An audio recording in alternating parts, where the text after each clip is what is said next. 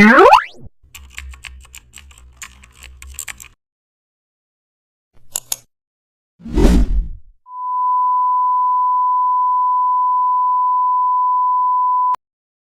back to the channel. Don't forget to like, share and subscribe for more update. Today's task is to reshape a badge icon using the direct selection tool. Start by selecting your badge shape. Activate the direct selection tool to show anchor points. Click the top anchor and adjust its curve for symmetry. Move the left anchor and pull it downward slightly. Also adjust handles for a subtle curve. Now repeat the shaping process on the right anchor and also refine lower anchors for consistent flow. Now smooth out the entire bottom curve.